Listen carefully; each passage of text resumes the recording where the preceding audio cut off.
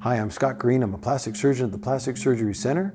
This is Stacy Lassiter. She's our physician's assistant.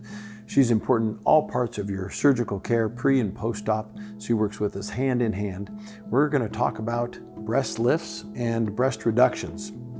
Breast lifts and breast reductions are really kind of the same procedure, and so when you come in for your consult, whether it be for a breast lift or breast reduction, we're really going to be talking about the same main aspects of surgery and the same post-op recovery and things like that. And probably the most important part about a breast lift and breast reduction is that we're moving your breast from a position that's lower or droopier, what we call in medicine more tautic, to a less tautic, perkier, more upright position.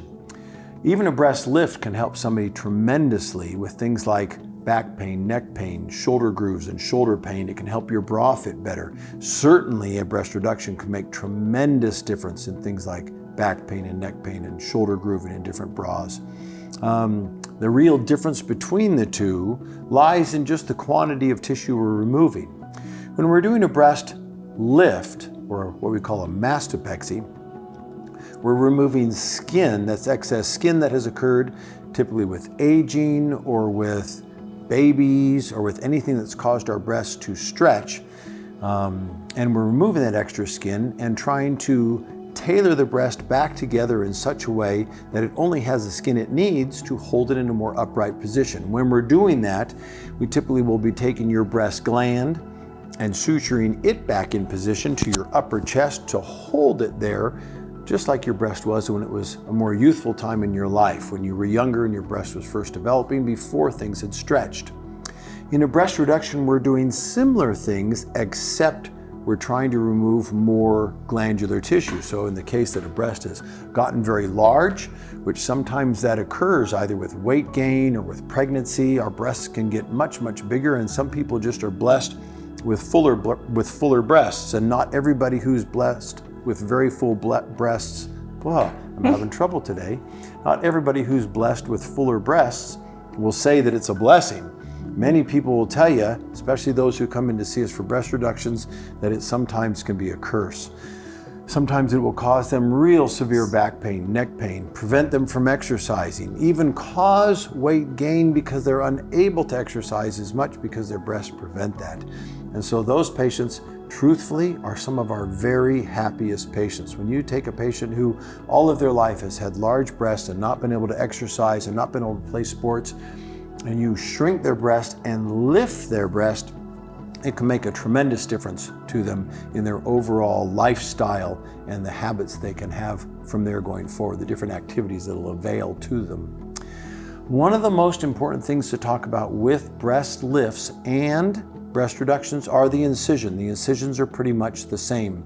Standardly, we use what is called a Weiss pattern mastopexy. A Weiss pattern mastopexy is an incision around our nipple, up and down in front of our breast, meaning from your nipple to your inframammary crease, the crease underneath your breast where your breast hangs, and an incision in that crease. That's a Weiss pattern mastopexy. Most of you refer to this typically as an anchor incision. Breast reduction incision may be a little bigger sometimes than a breast lift incision if we're trying to remove more tissue. Thing to speak about that's specific to breast reductions a little more than breast lifts is that when we're doing a breast reduction, there may be some limitations on how small we can make a breast. Usually in a breast lift, we're not trying to make things smaller, just trying to lift them higher. In a breast reduction, that's the same. We're trying to lift it higher, but we're trying to reduce the size also. And there can be important issues regarding breast projection versus breast width that may prevent us from reducing the breast as much as somebody might desire. For example, let's say a person was really blessed and had a double H breast, which is, for whatever reason, seemingly a very common size. People come in and tell me when they really want a breast reduction. I had a patient tell me that just yesterday. I'm a double H and I wish I was smaller. So when we have a breast that's that size, part of what goes into a bra manufacturer making a cup size has to do with the width of the breast. In fact, more importantly, the width than actually the projection. And so when we're reducing your breast, we're going to reduce that width some, but we can only reduce the breast really in a two-dimensional state to a degree. We can reduce its width to a degree, but we can't reduce its width narrower than the natural footprint of your breast without creating some trouble. And when we're reducing its projection or its hang, the amount of droop that it has, we want to make sure we keep that reduction in hang or projection in balance with how much we're able to reduce the width. So commonly, I will tell my patients that I can only remove so much breast tissue enough to get you down, let's say, to a C cup. Getting someone smaller than a C cup is often very hard to be able to accomplish that and keep a good breast shape overall, or the natural proportions of width versus projection of the breast. In a breast lift, we're usually not worried so much about that because we're trying to retain that extra breast tissue so we can use that breast tissue, and sometimes we're even borrowing tissue from areas like your armpit or the side of the breast, and we're suturing that in to try and give us more projection. Some patients who come in for a breast lift and sometimes even for a breast reduction will ask us about implants. And my opinion about implants and breast lifts, breast reductions are that using an implant in a breast lift can be used if we really need volume, can be done if we really need volume, the same in a breast reduction if we really need volume in a certain position of the breast. But most often, if I can use a person's own tissue to accomplish that, I will tell you that that's a better thing to do. It's one, less expensive, and two, there's less potential complications and risks to you, and potentially, in my opinion, even a little bit better result in certain circumstances. So that will be something that I speak to you specifically about when I examine you and look at your situation. I'll try and guide you and give you the best advice as to how to pursue that portion of that decision-making process. And that's what this really is. When you come to see us for a consultation, part of it is so we can just give you information, but that information is critical in us helping you be a good guide and make good decisions for your health.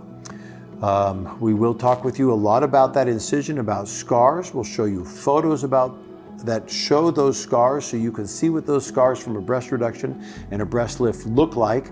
And when I see patients for breast lift, especially if they're on the edge of needing a breast lift or not needing a breast lift, I may advise some patients not to have a breast lift if that scar is going to be something that bothers them. And I typically spend a fair bit of time talking with you about that during a consultation because I want to make sure that you as a patient are 100% aware of, and should you choose to proceed with a breast lift or reduction, you're 100% sold on the benefits of the procedure and that those benefits outweigh the risks involved in a procedure. One of those risks or costs, if you will, of that procedure aren't not only the cost, but the scar itself.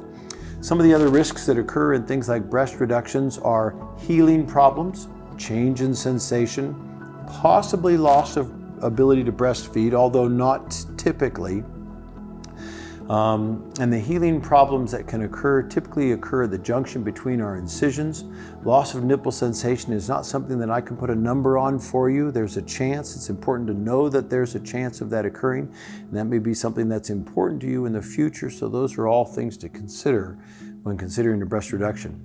When you have this surgery, the recovery is pretty fast from a breast reduction or a breast lift. Usually within a couple days, people are off of pain medicine, driving a car, and kind of doing most of their normal activities. We do keep you from doing a few things like exercise for 3 weeks. We want to make sure your blood pressure doesn't get up too high because one of our risks are bleeding. Even though it's an uncommon risk, it does occur. And if post-op, if you're out exercising in that first week or so, something like that can occur. There's going to be certain activities we wouldn't want you to do afterwards. For example, let's just say you love playing softball. You wouldn't want to slide into second base on your chest right after surgery. 4 months down the road, no problem, but initially there's going to be a few activities that we might tell you to avoid just for your own safety and protection. Usually by a week out from surgery, even sooner in most cases, patients can be back to work. You can be back to doing your exercises at 3 weeks. Mammograms, things like that should all be able to be done after a mastopexy or breast reduction, so your normal cancer screening should be able to be done.